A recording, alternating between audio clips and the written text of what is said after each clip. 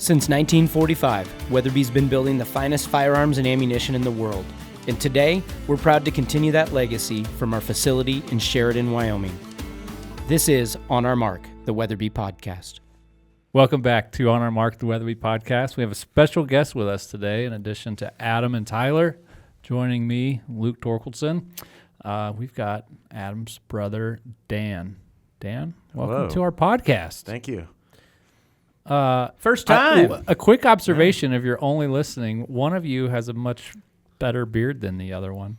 Well, I probably have a lot more gray than Adam. So if you're watching on YouTube, who do you think's older here, you know? I don't know what the categories of judgment here are, but yeah. I mean, just saying. Yeah. I'm observing a substantial, like a great beard.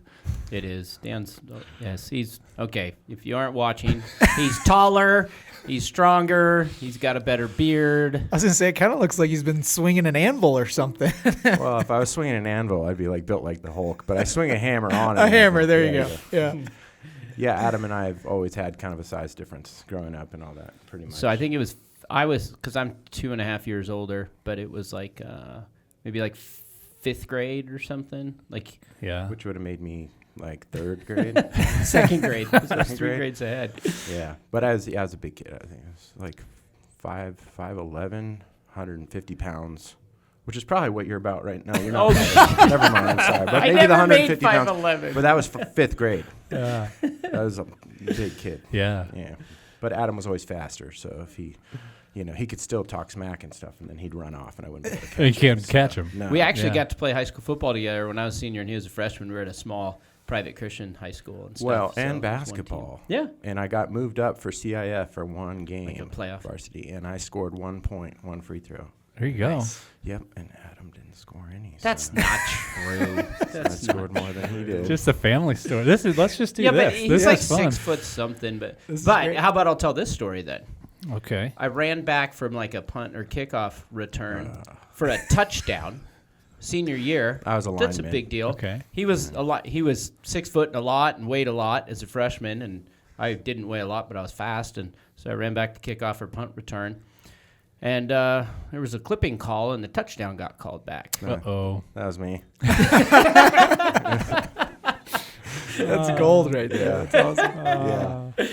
That's Actually, pretty last good. night had mom and dad were over, and Dan's son Randall was there. And we're just telling stories about all the stuff we did on, like, the ranch out in California, just growing up. Stuff we burnt, like, stuff just blew up. It was like confessional to mom and Kinda. dad? Yeah, a lot of times it is at this point because you think like, oh, it's been so long. And Yeah, the statute of I limitations must is have told over. them a long time ago, and then you tell them, and they're like, "What?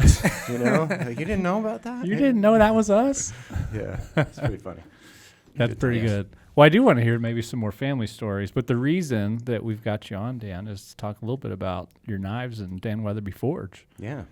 We've been doing a couple custom releases here, limited quantities. They've gone really well. They're gorgeous knives. Thank you.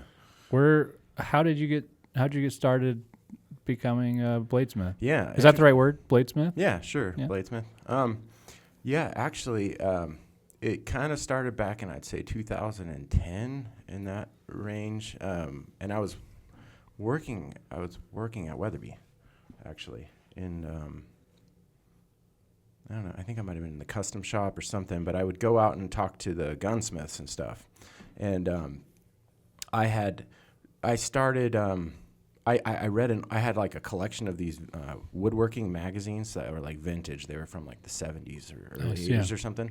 And there was one section in there about like, hey, how to make a knife, and out of an old saw blade.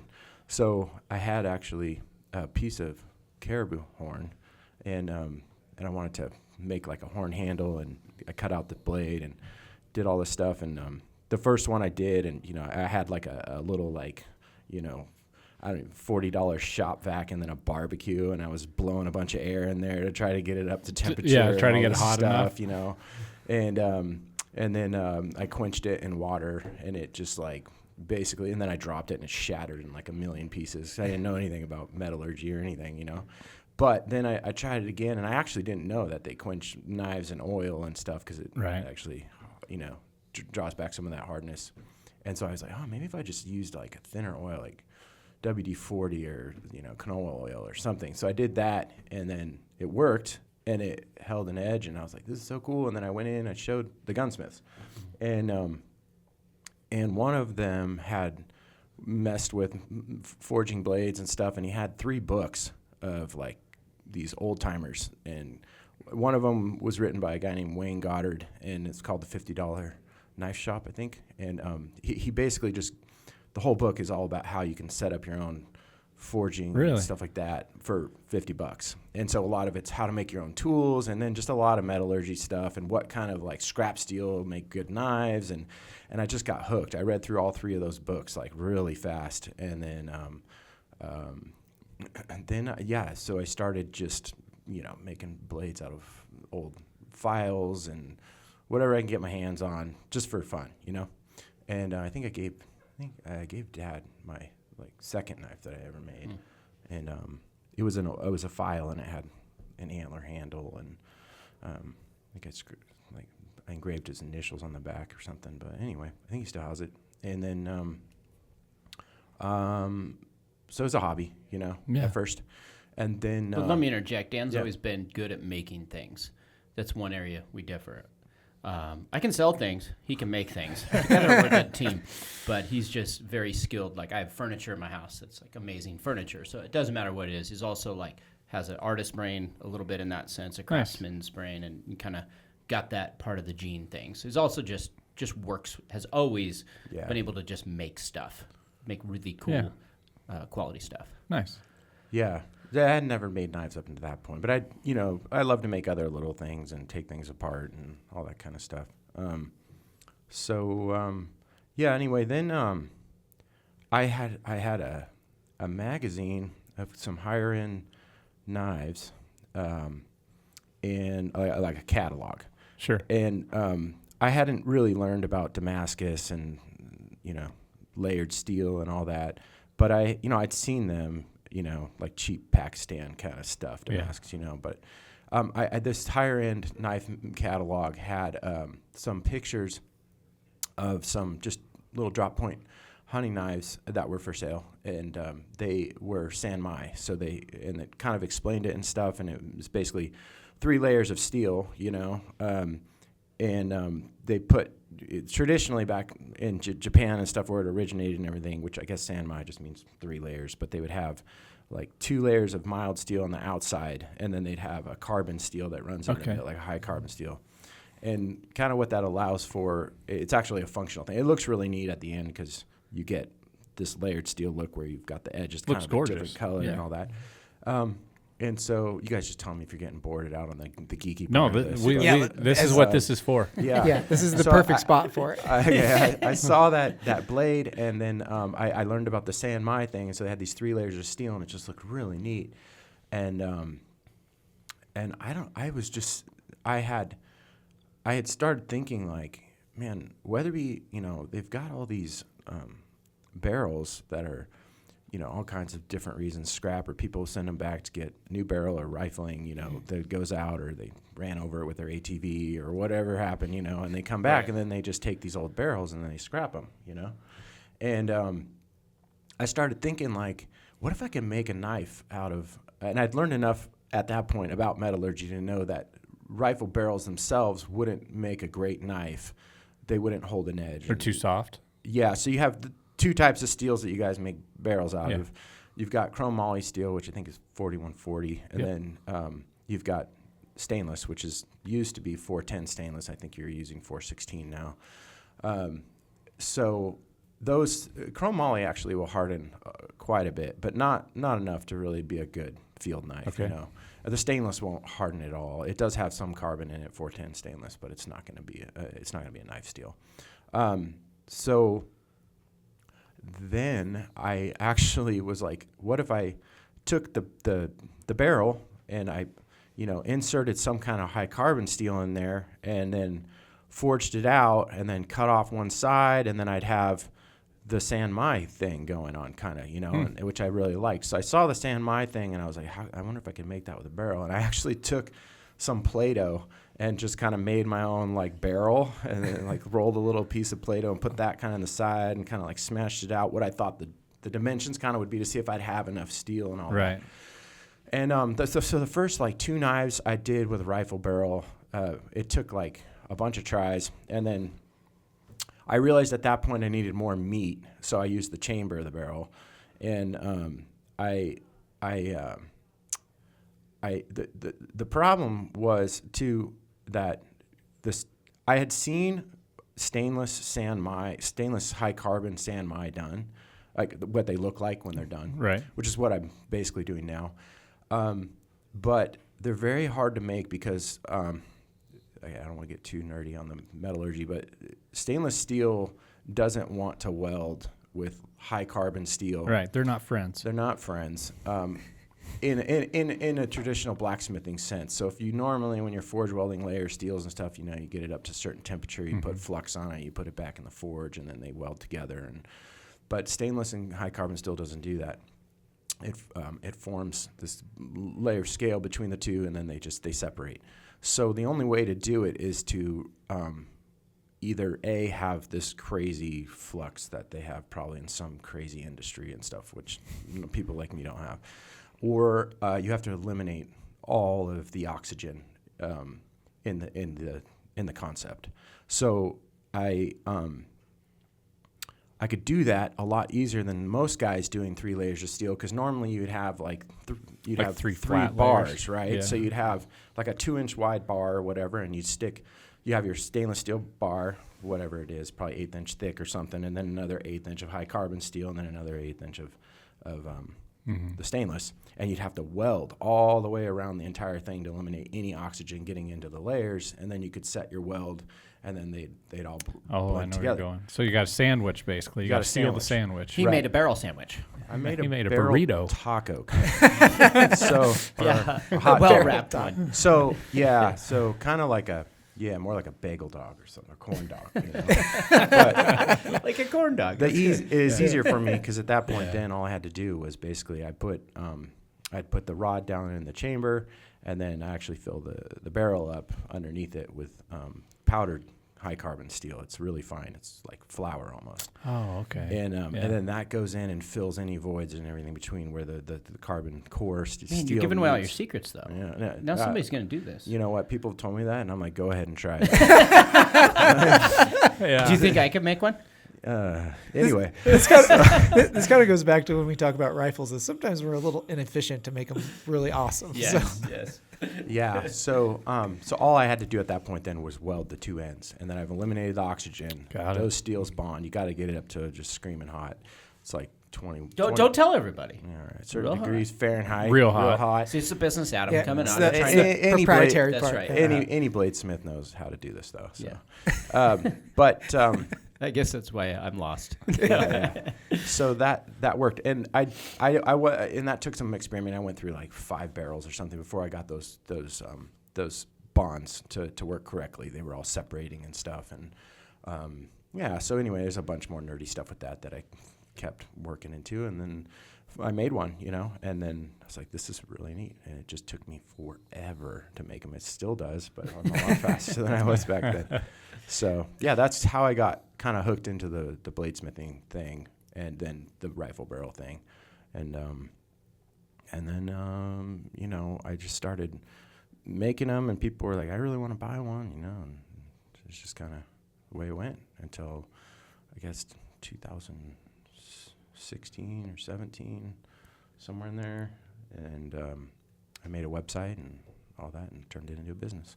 Good for you. Yeah, Well, they're gorgeous. thanks. On the Sanmai pattern, obviously you've got your whatever you want to call it, barrel dog, corn dog style.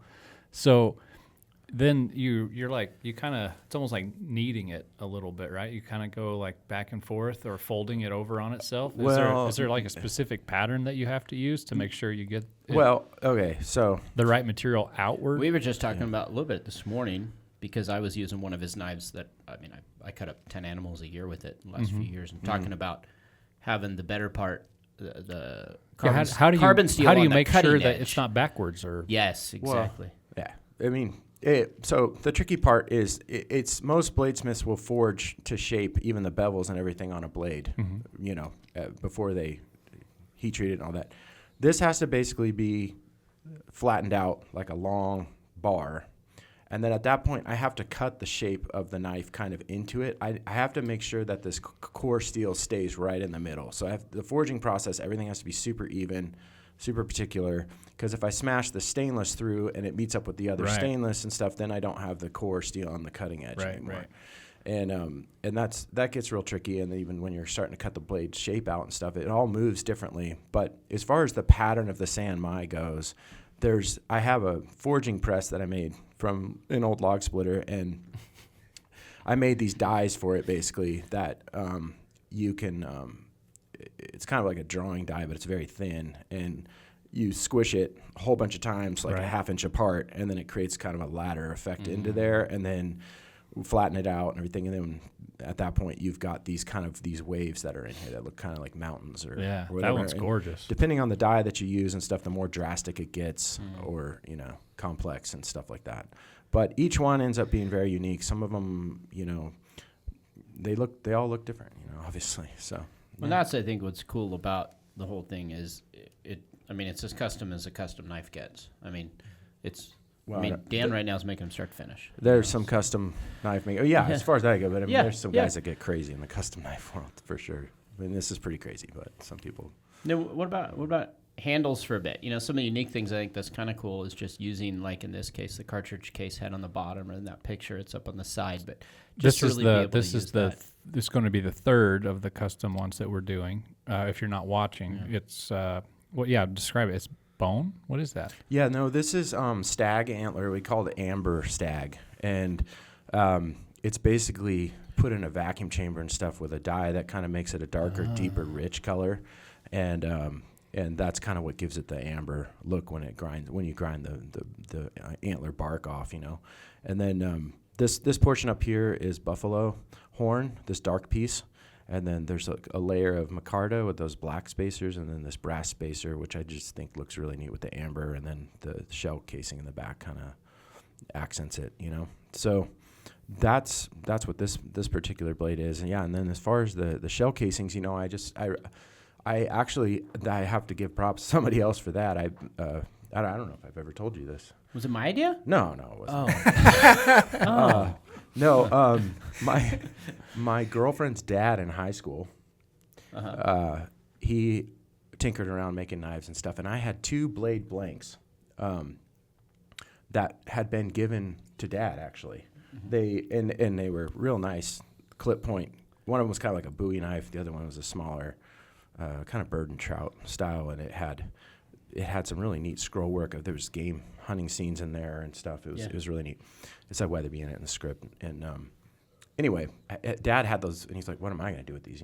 They're blanks. There's no handle or anything." And so he said, I showed him to him, and he was like, "Oh yeah, how about I'll keep one blank and trade you, and I'll make you a knife with the other one." And so I did that, and he surprised me, and he found a dog bone in the backyard and made this handle that actually turned out your girlfriend's dad. Yeah, really killer.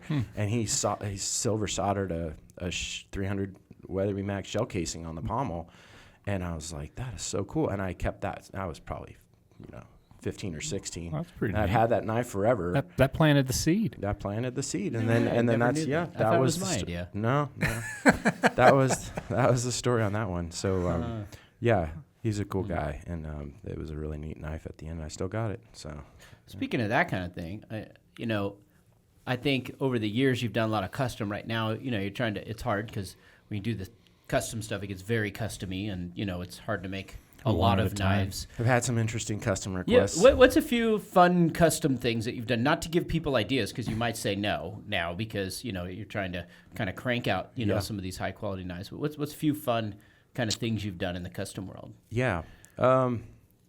Well, people want to give me certain materials that are family heirlooms or some kind of emotional attachment to. Mm-hmm.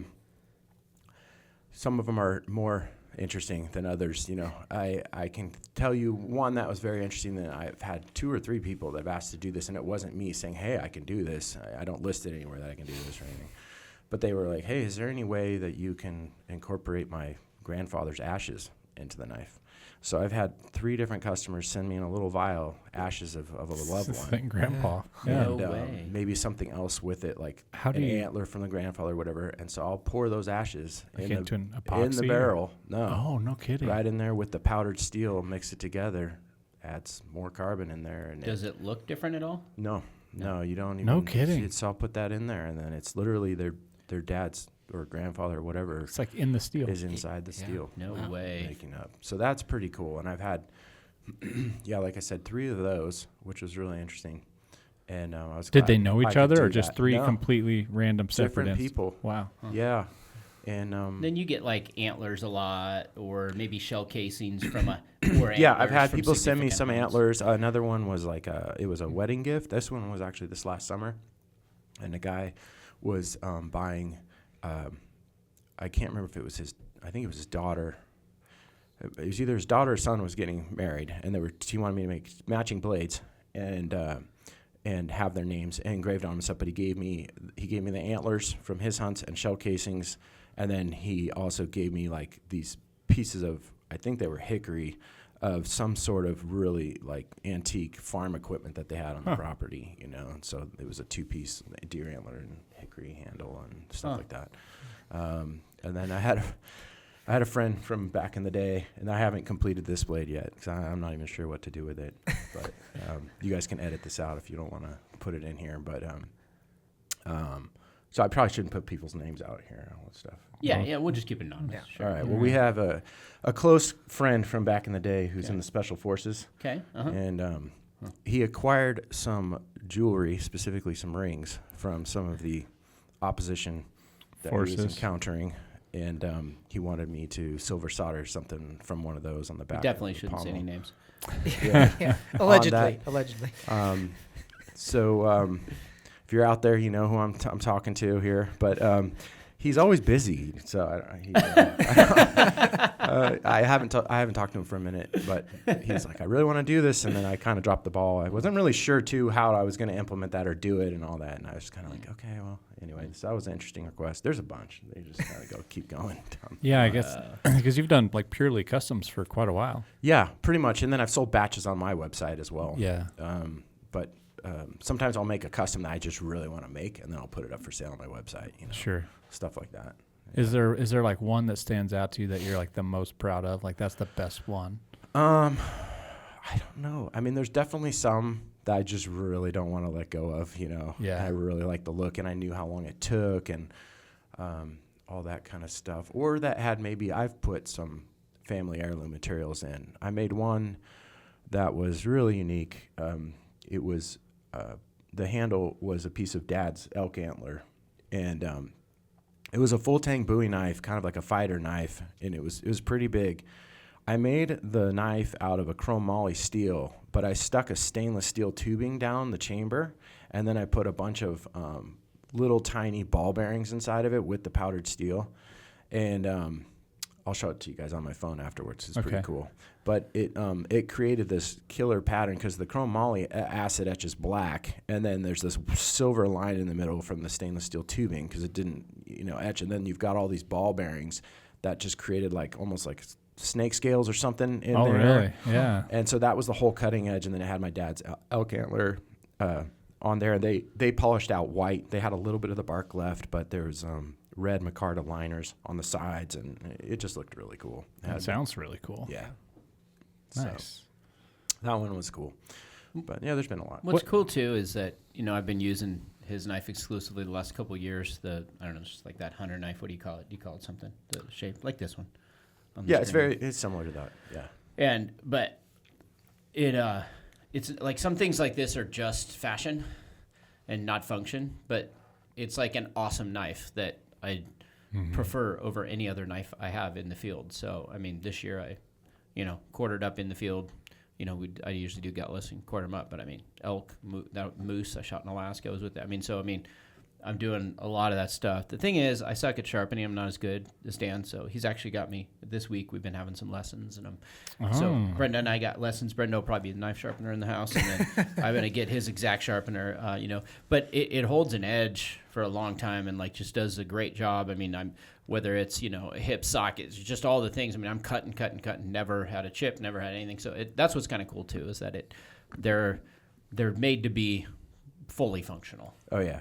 I mean, I spent a long time with the metallurgy part of it, and I have a heat treating oven and all that to do the heat treatments and stuff. But I would a long time ago I would take the steels and different core steels and things, make these blades, and then cut off test pieces and harden them and stuff. And I actually would, before Weatherby moved to Sheridan and they were still in Paso, I would take these sections over to their Rockwell hardness tester and have them test it, and I wouldn't get it right, so I'd go back, and I kept doing that over and over again, and then I would write everything down meticulously, exactly what quench oil, what temperature, what I held it for, how I would anneal it, how I'd temper it, and all these things, and then I just worked this out to a science till I got something that I knew was just solid. Like, that'll work. Yeah. And then and even still, I still send them stuff because I'm still playing around with some other steels, but I want to also just make sure something hasn't like changed, and all that as I'm going through, and make sure they hold an edge. So the bummer is now, because we're not down the road, it's like whenever I'm out there, it's like, hey, can you bring some of this and some of that and some barrel scraps? Bring me some barrels. Yeah. Barrels are heavy to ship out to California. They're not efficient to ship. That's true. No, so he'll fly me some in his plane once in a while. I'm like, just cut off like 8 inches of them, put it in a box, and bring it. Yeah.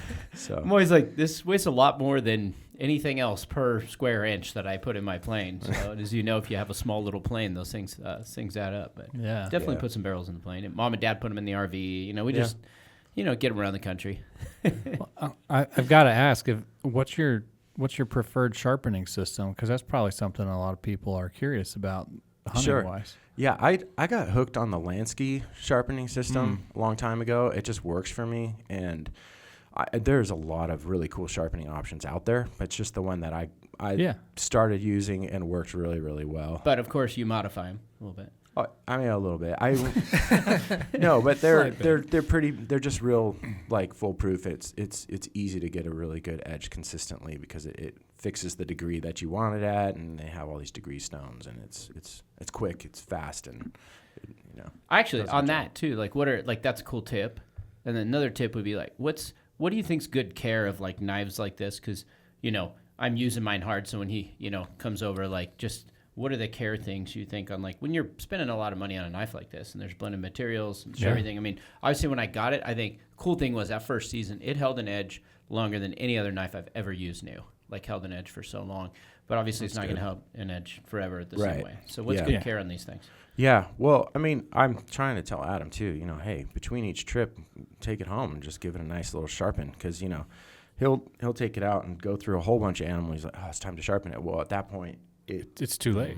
The edge is just kind of it's gone back. If you kind of sharpen between each use animal and things, just all you got to do is a real quickie to get the edge right back in there. You know what I mean? Sure. So really just spend some time and sharpen your blade. When you got the time. And I'd encourage everybody that's out there that's into hunting and stuff, just learn how to sharpen your blade really easily and efficiently and all that because it helps to have them sharp. What about like cleaning care? Yeah, sure. Yeah. So these blades all have carbon steel in them on the cutting edge, and there's the blades that I've been making. Some of these will have I'll sandblast them and then parkerize them, and then they get dipped in oil and they'll have some rust resistance in the field. But some of these custom ones, they're just acid etched, and then I put a layer of oil or wax, like Renaissance wax, on them. And then they go out the door. And it really, just the main thing is keeping your blades dry. Don't go use it in the field, stick it in your sheath, and then come back home and stick it in your cabinet, Who does that? Yeah. You know what else you shouldn't do? Oh, jeez. Uh-oh. I'd like to know. What else should we do, Dan? This looks good. You shouldn't, like, this is this weekend. Field dress an entire animal and then leave it right there in the dirt and then go home. Don't do that. And then when you get home, go back and get it. Yeah. You know what I mean? Yeah. Don't wait, a day. I've had this knife. I've cut all these animals with this knife. And then, so his son, my nephew, shot a buck this weekend. And like the very last thing, I think we were chopping the head off. We'd quartered it all in the field, got everything. where everybody's cleaning his knives, and when Dan's here, it's like literally. I mean, I have a knife bin of a lot of knives Yeah, of you got a different lot of brands, and knives. he's sharpening all the good ones and cleaning them all up, does all my knife care, you know. Mm-hmm. I'm like, do my knife. He's like, where's your knife? And then, like an hour later, I don't know. I think it's up there on a dead carcass up on the mountain. So, yeah. Anyways, went back and got it. Yeah. It was in great shape. But actually, fine. too, you told me to kind of just like oil it too if it's gonna be sitting around for a so while what that afterwards. was, I was just going to finish that real quick. The main thing is keeping it dry. So as soon as you get done with it, wash it up with some soap and water, dry it up real good, and let it just sit out, you know, until it's dry. And once it's dry, then give it a little coat of oil on the blade, and you can put it back in your sheet. You even said just like olive oil. It doesn't really matter. Yeah, I mean, you know, if you're doing game processing or field, like I make some cutlery and chef knives and stuff like that, so I'm not going to go throw on. WD-40. Right, yeah. So, but you can use any kind. They have, you know, actual oils that you can buy for, you know, food processing and stuff to oil your blades with. But yeah, any kind of oil will do. And but yeah, olive oil will work too, you know. And if you're using it a lot, especially, it's fine. You know, if you coat it with a bunch of olive oil and you let it sit for like 10 years inside, it might get a little rancid or something. But yeah, anyway. Yeah, so I always feel bad, like out in the field on a multi-day trip, if you kill something early and there's just like dried blood and stuff on there. You're like, I don't know if it's better to try to get this off or wait or what, but yeah. Yeah, it's better to try to clean it in a stream or with a water bottle or something, and then dry it. You know. Okay. So good tip. yeah, Real good tip. You know what I think would be fun, and the comments on this, at least on the YouTube version or something, is like we're doing these batch knives with Dan now, so we've kind of partnered. D. Weatherby Forge officially with Weatherby. Everybody's like, isn't that the same thing? Well, it is, but he makes knives and we make guns, and so. my shop is not nearly as cool as your shop. Yeah, but I didn't make it with my bare hands. It's also a lot more dirty. But would be to like put down some ideas, you know, like we're open to, you know, just ideas absolutely. for future things and knives. Yeah. Not that we'll be able to do all of them or whatever, but we're kind of having fun with these small batch kind of little launches. And so this one's going to be available for this holiday season. But, you know, just the thing out there is everybody's like, hey, they're sold out by the time I get there. It's like, well, that's because you just heard all the work that goes into it, and it's Dan, you know. Yeah. So like, be patient with it, but let us know if you got some feedback on some things you'd like to see. It'd be kind of fun. Good ideas. Yeah, and I'm always open to suggestions. I'm constantly learning and trying to research what other bladesmiths are doing. I got some buddies that are into bladesmithing, and we're always learning from each other, and you know, and yeah, definitely hearing customer feedback and that kind of thing, and implementing. Yeah, we have like a knife line too. So if you go like to the knife webpage and it says notify me when, cause it's back ordered right now. That list there, we give them like reminders where it's like, hey, in 30 minutes, this knife's going to drop. So if you're one of the ones who are like, oh, every time I've checked, they've been sold out. Well, it's because they've been selling out in 5 minutes or 30 minutes on this last one. So it's one of those where if you get on that list, we'll give you like a day ahead of reminder, and then like in 30 minutes we're gonna do this. So. I saw that. I got one of those. Yeah. So okay, check that out. You know. Yeah. So That's cool. I Super didn't know cool. that. Yeah, we Inside stuff. Yeah, we did like the list is already growing rapidly. That little insiders list. So that's pretty cool. But now people are gonna know about it. Got to get on it. So You're just going to have to make the batches bigger, Dan. I know. I'm trying. This blade, like this one particularly, this style and everything. You know, I know there's other bladesmiths that can make them faster than me, I'm sure. But, I mean, it will take me close to, you know, almost a 40-hour work week to make this one knife right here. Wow. So, I mean, I've got it down a little bit because I'm working in batches and stuff. But, I mean, it's meticulous. It takes a ton of time. And I don't have a CNC machine or any of the cool toys you guys have, you know. So, it's just all hand stuff, you know, grinding and filing. And Which I think speaks to hammering. the value of it. You know what's cool, too, is about knives and guns and like the parallels, like just like even like this, you know, like some holiday gift or whatever is, there's just fewer and fewer things left that are like truly. You won't find another one like it. Yes, true. and just get handed Every one down. is different. Yeah. Like I got my dad's or grandpa's gun. I got his hunting knife that was custom built by Dan Weatherby. Those things are like, it's not like a watch or a phone or I don't know, just so many other things we drop money on. It's like, I don't know. There's just so much I think they go well in the field together. And what's cool is that this is actually made from Weatherby gun parts. So Super there's like cool. such a cool story I think that it tells. So Yeah. No, it's a lot of fun too. I really enjoy it. Every time I get back in there, I'm excited about it, and my wheels are always turning, and then I always just want to build weird, fun things, but I got to keep making blades to sell, But I made a couple swords, and that was a lot of fun, and I just have a lot more ideas I want to do, but it's really hard to, sell a sword. The use for swords has gone down a lot in the last couple centuries. It has. It really has. The demand is out there. With the introduction of guns. Yes. Yeah. Yep. Turns out. You never know. You might need one someday. You could. It's pretty neat. Yeah. Where can people find out more information about the ones you're selling? Yeah. They can go to my website. I have a website. It's dweatherbyforge.com. And you guys have a link to the video I have, too. I have a little video that kind of shows the process and all that. A friend of ours made for me. But there's more info in there and some of the knives. You can see some of the knives and stuff in the gallery. A lot of stuff that I've made in the past. If you're interested in a custom knife, you can kind of go through and then send me an email, which is on there, my contact info, and reach out and say, hey, I'm looking to try to make a custom blade. I'm working on these for you guys for a little while, so I've been telling people, hey, I'm not doing customs right at the moment, but I will be eventually, I'm sure. So And your Instagram, Facebook too has just a lot of good pictures and examples of it. Yeah, D Weatherby Forge. Mm-hmm. Yeah, those two I post everything that I make usually. Well, not everything, but I try to kind of update and post things that I'm making and stuff. Like this hasn't been posted, but. Well, this hasn't launched yet. So if you, Tyler, what's the deal on this? If you listen to the podcast, is like a sneak this is peek. a little sneak peek. So we're gonna probably launch these in December as long as we get all of them done in time. So Yeah. it's It's when is it gorgeous. now? It's October. Yeah, October and November 1st. Yeah, so about a month. We'll be hopefully putting these up before Christmas. Dan just twitched a little bit. It's like a month. Oh no, I'm deep in the mix on this set already. So That's awesome. Yeah, so this will be a little bit different than the first two batches. Right, it's very different blade. Yeah, different blade. It's bigger. It's a full tang. It's called a full through tang, but it's hidden tang. Those ones are full tangs, but it's just scales on the side, and. Yeah, it's cool to get some natural materials in there. And Yeah, this is kind of my bag more. I like to do this kind of stuff too. It's practical, but I really enjoy the antler and the bone and the hardwoods and leather. Do the leather sheaths and stuff too. So It's gorgeous. yeah. Before we wrap up, I gotta ask, how many times have you cut yourself? A lot.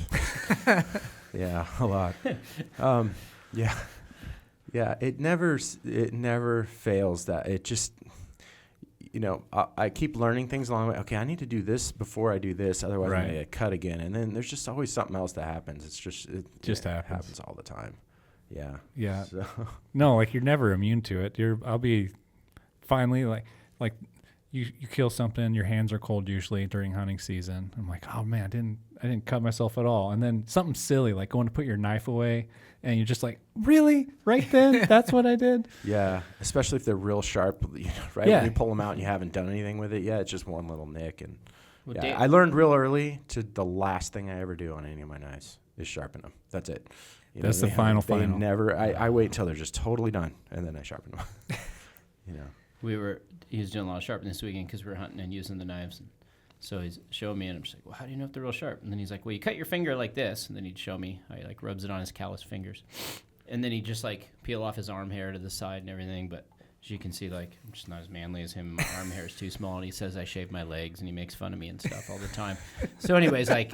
I don't want to cut my finger. I don't have enough hair to cut, so I just don't know how to tell my knife sharp. Yeah. I think it's just you're out in Wyoming. You used to have a lot remember hair. You wear pants. We can edit this, right? Yeah. No, that stays. That stays. This is it. I remember the first year after we moved here from California, I went for a run with my daughter. We're outside, and she looks down. She's like, oh, my gosh, Dad, I've never seen your legs that white. Yeah. Long winters out here. There is a whiteness that is associated with the Wyoming winter, for sure. Yeah, I would wear pants here all the time, too. Yeah. Yeah. Anyway, it's not California. Yeah, it's been great making these blades for you guys, and Adam's always real helpful trying to get me materials, and it's a lot of fun. Yeah, it's fun to have family partnership with somebody that's really skilled. Like I said, just that craftsman, and I always kind of joke and say that's it. We're here today because my grandpa was I think both the craftsmen, we also had kind of the business side and He had the both sales of us. in marketing, right? That was the thing. So it divided here in generation It 3. did. Yeah, it really did. We're similar in a lot of ways, but really different in a lot of other ways. Adam was always really good at marketing and just talking and communicating and selling things. And I just would be in my room just like making something. Just tinkering stuff, yeah. You know what I mean? So I'd fix his stuff or whatever, and then I'd be like, hey, can you talk to so-and-so for me and make something happen? Because I was scared to go talk to somebody about something, Yeah. So Yeah, that's it's good. great. It's good partnerships. I think with this knife, it's kind of just a fun thing coming together. Just a 80-year-old family business that, and I think it's cool. I think Roy Weatherby's grandson, people always look at me running this business because, sure, it's a little bit bigger. It's been around a long time, but Dan got I can make stuff really cool jeans. That's still the Weatherby jeans, and I think it's neat. I could never in a billion years do what he does, and it's kind of cool. So it's cool. The fun part of the family thing, I think. yeah. That's awesome. Well, they're absolute works of art, and I can't wait to see the 4th gen. Yeah. Yeah. Yeah, I have I'm ideas. I have ideas. Oh yeah. What are they? Oh, yeah. Do we get a teaser? No. So this will probably be for 26 at that point. Yeah, I'm thinking if we can have some for show season where you have to get them at the shows too. Ooh, that could be fun. That would be kind of Like our first one, a sheep show. So if we had a sheep show inspiration. Maybe a special guest from Dan that he can shave your arm hair with it or something there to show you how sharp it is. Yeah, Ram's horn makes pretty cool handle. I've done a couple of those. And Do I need to go on a sheep hunt then? if someone wants to pay a bunch for the one, I can give them one from your animal. Oh, we could pre-sell the knife and that'd pay for my sheep hunt. This is the best idea. There we go. Or my flight out to the show. Yeah. No, that'd be cool though to get some for really show neat. season. Something That'd be a good like idea. that. So you got ideas already? Yeah, no, I do. And I'm collecting other materials and kind of going on with the next. Now, I want to know kind of what you guys want too, Yeah. So I know you are into the natural things and stuff before Yeah. the holidays, but if you want to kind of go back to something more synthetic and, I'm open to Well, let's whatever. we'll keep it legal, Yeah. too. Yeah. We talked about some other things. We'll keep them legal materials. As opposed to the illegal materials. I don't do anything with illegal materials. No. No, you're talking about some of the custom asks from people. Some of those. No ash. Yeah. No, and I've made some cool blades that actually have some materials that aren't legal to sell, but I've had Yes, right. I made a really cool sword that had this really cool handle. So you just can't you can own certain materials, but you can't, have to own to sell type of thing. So That's anyway. cool. I might want to get one of these. I like these. That one's gorgeous. Pretty cool. Oh man, you're gonna have to get on the website real fast. Yeah, you gotta be. How do you get? If how do you get the if you email sign thing? up, we'll give you Yeah. a 30-minute heads up. Yep. Dan, thanks for joining us. Thanks, we guys, for appreciate it. having me. Yeah, I really appreciate it. And thanks for, just letting me talk a little bit about what I do. So, thanks, Wow. Adam. Yeah, Wow. Appreciate it. It's bet. fun. Make sure that you sign up on weatherby.com on the knife page and to be notified for the next batch.